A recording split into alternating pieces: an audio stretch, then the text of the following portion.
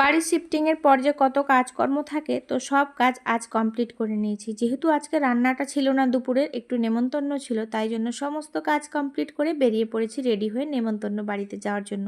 নেমন্তন্ন বাড়ি বলতে ওই যে আজকে রথযাত্রা, তো অনেক দোকানে আজকে হালখাতার পুজো হয়, তো সেখানে আমাদেরও নেমন্তন্ন ছিল। বুনিয়াদপুরে আশেপাশে যারা থাকো তারা তো জানোই, সন্তোষী ইলেকট্রনিক্স, ওনাদের সাথে আমাদের একটু সম্পর্কটা বেশ ভালোই, তাই আমাদেরও নেমন্তন্ন করেছিল।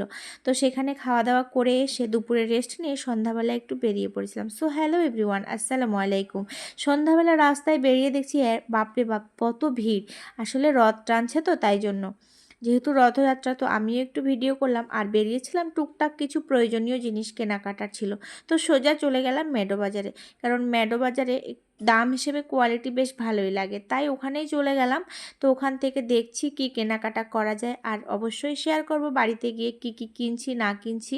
তো চলো আগে ঘুরে দেখে নিই, আমাদের সাথে তোমরাও একটু ঘুরে দেখো আমরা কি কেনাকাটা করছি। কেনাকাটা করে বাড়ি চলে এলাম, আর বাড়িতে এসে বড় ছেলের জন্য একটা সারপ্রাইজ নিয়ে এসেছি। মাঝে মাঝে এই ছোট্টখাট্ট জিনিসগুলো দিলেও বাচ্চারা অনেকটা খুশি হয়, তাই না? যে ও কিন্তু আমাদের কাছে চাইনি, আমারই বেশ ভালো লাগলো পেন বক্সটার, অনেক দিন থেকে একই রকমের পেন বক্স ইউজ করছে, তাই জন্য ভাবলাম নিয়ে নিই। সাথে ছোটুরও একটা নিয়েছি, কারণ ছোটুর না নিলে তো ওর বড় ছেলে ওরটা ইউজই করতে পারবে না। তারপরে এই যে এই শোকেসের জিনিসগুলো সমস্ত গুছিয়ে নিলাম। আজ গোছাই কাল গোছাই করে আর গোছানোই হয় না।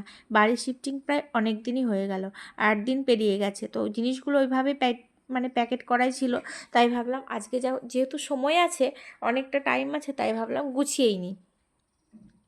তো সমস্ত জায়গার জিনিস জায়গায় মুছে টুছে সুন্দর করে গুছিয়ে নিলাম। শোকেসটা একদম পুরো ডান, মোটামুটি সমস্ত কিছুই গোছানোই হয়ে গেছে, শুধু একটু ভালো করে রাখার তখন তাড়াহুড়া করে গুছিয়েছিলাম, তো তবে আস্তে ধীরে সমস্ত কিছু গুছিয়ে নেব আর চেষ্টা করব তোমাদের সাথে শেয়ার করতে।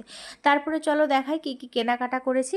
কেনাকাটা করেছি এই যে বরের জন্য টি শার্ট, আর এই কালারটা আমার ভীষণ ভালো লাগলো, আর দাম হিসেবে কিন্তু কোয়ালিটিও অনেক ভালো, আগেই বলেছি। আর একটা নিয়েছি সাদার মধ্যে, এরকম টাইপের টি শার্টগুলো তো লাগেই বাজার টাজার যেতে, বা টুকটাক বাইরে টাইরে যেতে তো লাগে। তো 199 টাকা করে নিয়েছে, ওই 2 থেকে 4 মাস পরলেই যথেষ্ট, টাকা শোধ হয়ে যাবে।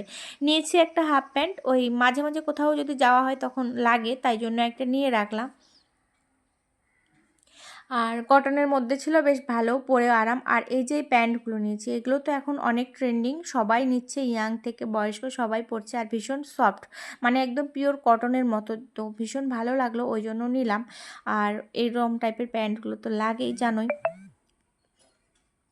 আর নিয়েছি একটা আরও টি শার্ট নিয়েছি, এটা একটু দামির মধ্যে ভালোর মধ্যে নিয়েছি, তো এটাতে ডিসকাউন্ট ছিল কিন্তু ওই জন্যও নিয়ে নিলাম, আর না হলেও নিতাম, একটু ভালো লেগেছে, একটু সফট কাপড় ছিল, ওগুলোর থেকে একটু দামি, 500 কত টাকা যেন দাম ছিল এমআরপি। তো যাই হোক, আর এবার নিয়েছি ছেলেদের জন্য এই টাইপের গেঞ্জিগুলো, বড় ছেলের জন্য অনেক দিন থেকে খুঁজছিলাম, এগুলো স্যান্ডো গেঞ্জি, তো পাচ্ছিলামই না। আর ছোট বাচ্চা যেহেতু, তাই একটু কালারফুল জামা আমার কিন্তু ভীষণ ভালো লাগে। আর এই যে নিয়েছি দুটো হাফ প্যান্ট বড় ছেলের জন্য, এই যে সাদা কালারের প্যান্টটা খুব ভালো লাগে, টিউশন যেতে লাগে, আর বাচ্চা মানুষ একটু তো জামা কাপড় বেশি লাগবেই।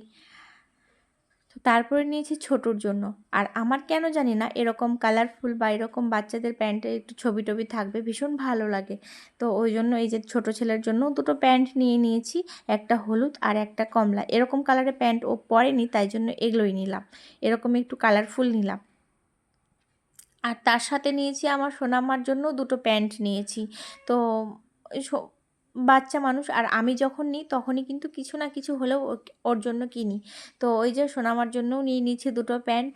আর তারপরে নিয়েছি ওই যে ওয়াল হুকগুলো, টাইলসে বসানোর জন্য যে 5টা ওয়াল হুক থাকে না, 5টা সেট থাকে, 4টা সেট থাকে, ওগুলো একটা নিয়েছি, এর আগে কখনো নিইনি, তবে এবার নিলাম। আর একটা মজার ব্যাপার হলো, আমি যখন বড় ছেলে হলো প্রথম, তখনই আমার বর নিয়ে এসেছিলো ওয়াইপস, তখন থেকে আমি জানি যে মুখ মোছার জন্য ওয়াইপস পাওয়া যায় বাচ্চাদেরকে বা বড়দের জন্য। তারপরে এখন মেডো বাজারে গিয়ে দেখছি জুতা মোছার জন্য ওয়াইপস পাওয়া যায়, তো ওখানেও একটা নিয়ে নিলাম, কারণ শু টুগুলো মুছতে ভীষণই সুবিধা হয়, আর মুছলে বেশ চকচক হয়ে যাচ্ছে ইউজ করার পরেও, আমি মানে পরেই ভয়েসটা যেহেতু দিচ্ছি। তো চলো, ওখানে ভিডিওটা ভালো রকমভাবে বোঝা যাচ্ছে না, তাই জন্য ব্যাক ক্যামেরা করে আর একবার দেখিয়ে দিলাম। তো ভিডিও একটু মানিয়ে গুছিয়ে নিও, অনেক দিন থেকে যেহেতু আমি কোনো বড় ব্লগ দিইনি, ভিডিও বানাইনি, তাই জন্য একটু সমস্যা হচ্ছে, তবে তোমরা যদি সাপোর্ট আর ভালোবাসা দাও, অবশ্যই চেষ্টা করব ভালো করার, ভালো ভিডিও শ্যুট করার, ভালো ভিডিও তোমাদেরকে উপহার দেওয়ার।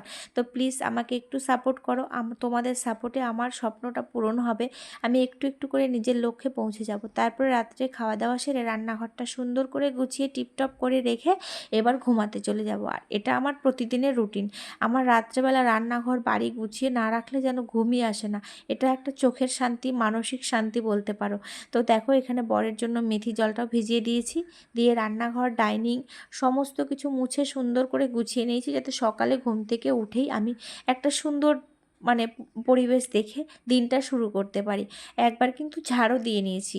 তারপরে এই যে দেখো ডাইনিং টেবিলটাও সুন্দর করে মুছে নিয়েছি, আর এক বোতল জল ভরে রেখেছি, এটা ঘরে নিয়ে যাব রাত্রে। এই ছেলেরা কখনো খায়, কখনো আমারও খেতে ইচ্ছা করে। তো সব মিলিয়ে যদি ভালো লেগে থাকে তাহলে অবশ্যই আমার পাশে থেকো।